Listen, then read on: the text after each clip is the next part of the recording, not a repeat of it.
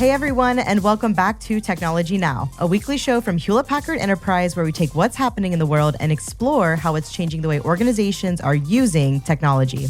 We're your hosts, Aubrey Lovell. And coming to you from the World Economic Forum annual meeting here in Davos, Switzerland, me, Michael Bird. Yes, we are coming to you very nearly live from one of the world's most important business summits. Now, in this episode, we'll be meeting with HPE's president and CEO, Antonio Neri, to talk about why Davos matters. We'll be talking about the importance of bringing businesses, governments, and other organizations together, and we'll be discussing HPE's plans for the meeting. Incredible and important. So if you're the kind of person who needs to know why what's going on in the world matters to your organization, this podcast is for you. And we're also making a video version in this episode, so do check out the HPE website or YouTube channel as well. Or if you're watching, subscribe to Technology Now on your podcast app of choice so you don't miss out. All right, Michael, take it away. Davos is a hugely important focal point of global trade, business, and regulation. For most of the year, it's an alpine town of 11,000, but for 1 week, every January, around 3,000 leading business figures, politicians, activists, and celebrities descend on the town for the annual meeting of the World Economic Forum, bringing along ideas, debates, and increasing attention to major issues facing the world today. And for 1 year only, it's 3,002 attendees because my producer and camera operator, Alicia, and I have been invited along too for a walk and talk meeting with HPE's Antonio Neri. HPE are active participants at the World Economic Forum and are key contributors to the AI House at Davos, a global not-for-profit with a mission to solve issues for humanity by lowering the technological barriers to entry and closing the divide to innovate with artificial intelligence. Sounds great, but how do we do it? And why is Davos the place to stamp your mark? Well, to find out, I've had the absolute pleasure of taking a walk with HPE's president and CEO, Antonio Neri. So I'm joining you on your walk to the Congress Center. We have a few minutes here to walk through this beautiful town. It is beautiful. Look at the day, sunny, snowy. But I don't need to get too cold, so we No, it's not cold at all, actually. We better start walking. Yeah. Are you a big fan of snow? Is snow your favorite, or is sunshine hot or cold? I'm actually more a beach guy, okay. But I enjoy the snow for a little bit. Yeah, not the full 3 months, but maybe a week. You a skier, snowboarder? I used to snowboard. In fact, I learned here on a place not too far from Davos. I used to come to Switzerland a lot.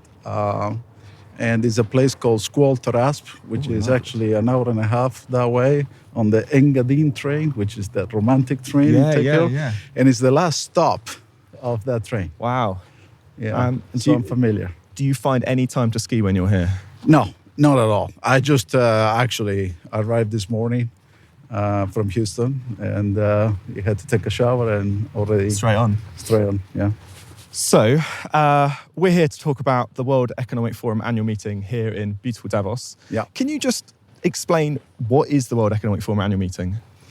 Well, the World Economic Forum has been founded in 1971. It's an international entity that brings together, the corporate and the private sector, obviously the public sector, the social aspects of our work, all together in this amazing place, which is, a feast of logistics, to discuss the biggest societal challenges and how together we can advance, that social responsibility agenda.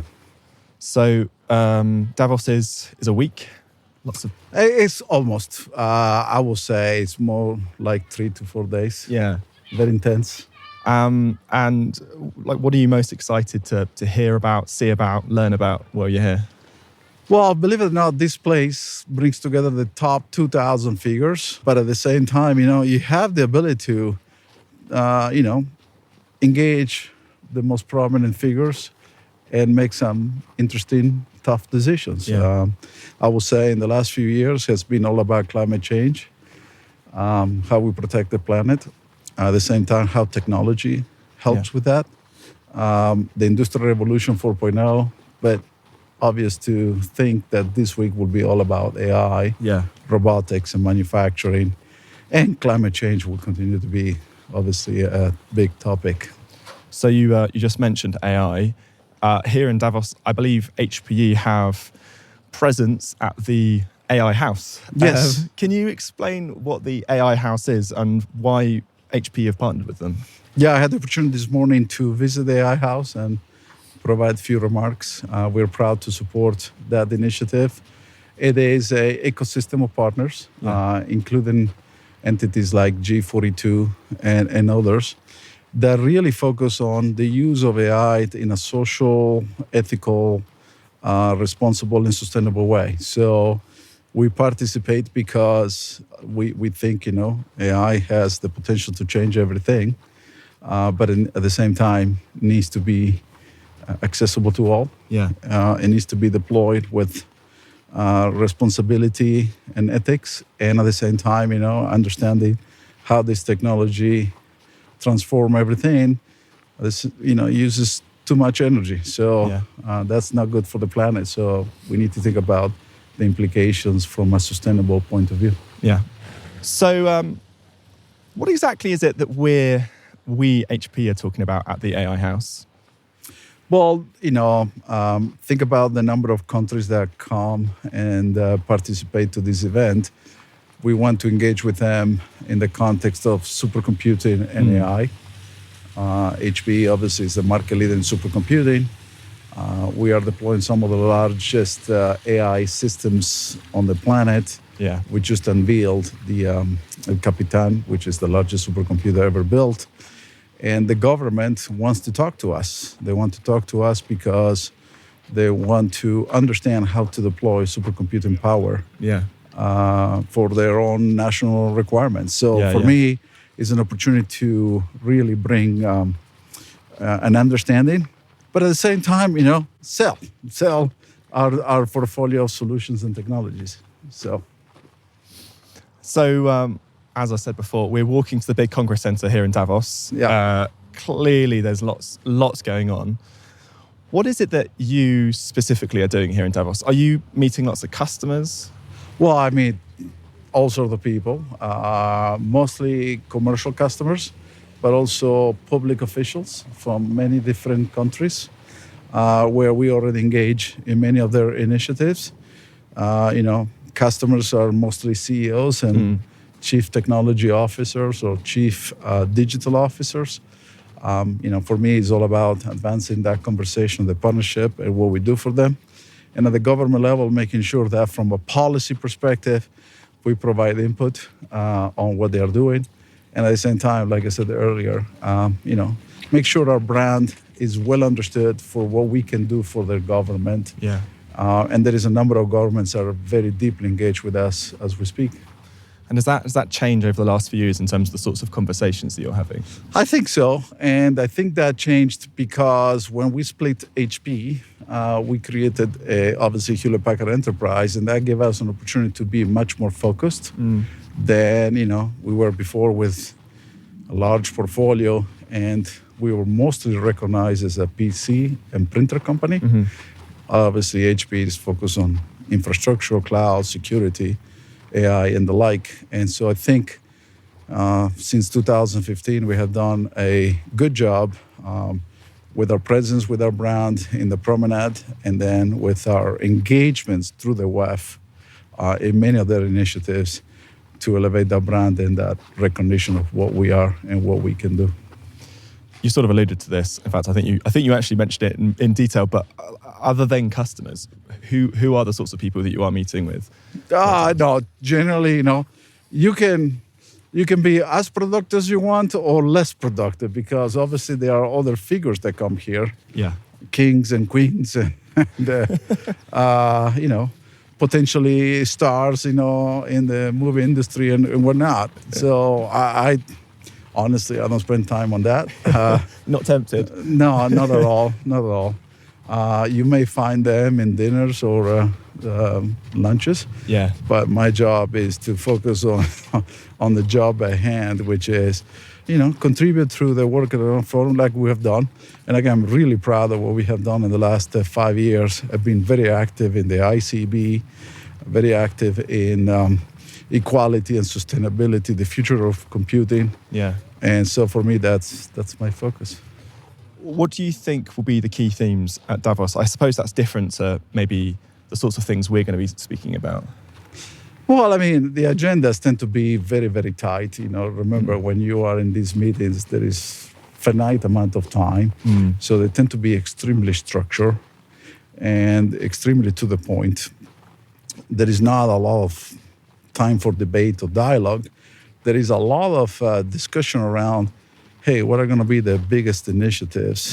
And then there is tremendous follow-up between one meeting to the next meeting. Remember, there is also summer WEF that takes place in different parts of the world where the large WEF or the winter WEF, as I call it, is here in Davos. So the point is commit and go and make progress along the way. And I have to believe, again, as we go through tomorrow's meeting, AI will be at the top of the agenda, industrial revolution will be the other one, climate will continue to be top. I think a lot of discussion around diversity and equality will continue to be there. And what can our customers take away from Davos? Well, I mean, fundamentally, what are the top priorities for the people they work with? When I spend time with companies like financial services or healthcare company or the pharmaceutical, then you get an understanding. What are the top priorities when they think 12, 36 months out, so that we can incorporate that set of priorities into our thinking in order to meet their needs better than anyone else. So in many ways, is also an opportunity to gather tremendous amount of intelligence and how we should shape our strategy to help them. And how does that then translate to our customers? I guess what we gather. It's better solutions and better experiences through our product and services. A lot of times here there is opportunity to strike some partnerships. Obviously, AI today demands a lot of consulting and advisory services up front. We can't do it everywhere, or we can't do it all. So that's an opportunity to, at the CEO level, to establish those strong partnerships. And that's why this year every year we bring a sort of different delegation so that everybody has an opportunity to learn, but at the same time to contribute. So this year, Marie Myers, our CFO, is with me as well. This is an opportunity for her to understand how capital allocation is going to be used over the next few years too. Yeah. And AI is going to be the big topic this year. And, undoubtedly. I mean, it's no question. And obviously think about countries from Middle East or Africa or just in the continental Europe. Nobody wants to be left behind. But at the same time, they all want to have their own, I call it AI, because AI can change the very fabric of the country and the culture. So fundamentally, everybody has to want it so that they can maintain that identity while they deploy this incredible technology. Excellent. Antonio, thank you so much for letting us tag along to your walk to the Congress Center. I hope you have a fantastic Davos 2025. I appreciate it. And again, having this conversation in such a beautiful place it's not bad, is it? Just not bad at all. While then eventually you go back and you close yourself in the conference center. But I appreciate the opportunity to work with you and chat. Excellent. Thank you very much. Thank you. Thanks so much, Michael, for bringing us that inspiring stuff. And thanks for joining us, Antonio. It was a pleasure to have you. And you can find more on the topics discussed in today's episode in the show notes. All right, we are getting towards the end of the show, which means it is time for This Week in History, a look at monumental events in the world of business and technology, which has changed our lives. Now, the clue last week was, it's 2009. How do you spell extinction backwards? Now, I think I gave the most obvious answer for this, which was literally spelling extinction backwards. Aubrey, please delight us with the answer. Well, not quite, but it's the birth and 7-minute life of the first extinct animal clone. Yes, we're not talking quite the dinosaur theme park islands here, but it's not a million miles off. The clone was of the Pyrenean ibex, which went extinct 9 years earlier in the year 2000. And cells for the clone were created using DNA from frozen skin samples taken from the last known individual before it died. The animal's mother was a Spanish ibex, which is a closely related species implanted with an egg containing the recovered genetic material. Now, the team behind the research implanted dozens of eggs into different mothers, but only one ibex was born and died shortly afterwards, making the species the first to go extinct for a second time. Interesting stuff. And the clue for next week is it's 1795 and one Frenchman had this tasty prize in the can. Do you know what it is? I'm not sure I do. I do not, and I don't even want to guess. But that brings us to the end of Technology Now for this week. And thank you so much to our guest, HPE President and CEO, Antonio Neri. And to you, our listeners, thank you so much for joining us. Technology Now is hosted by Aubrey Lovell and myself, Michael Bird. And this episode was produced by Sam Datapoolen and Alicia Kempston-Taylor with production support from Harry Morton, Zoe Anderson, Lincoln van der Westhuizen, Alison Paisley, and Alyssa Mitri. On-site production support for this episode was provided by Jeff Isles, Hilary Fisk, Naharen Kizira, and Maeve Cullity. Our social editorial team is Rebecca Wissinger, Judy Ann Goldman, Katie Garrino, and our social media designers are Alejandra Garcia and Ambar Maldonado. Technology Now is a Lower Street production for Hewlett Packard Enterprise, and we'll see you next week. Cheers.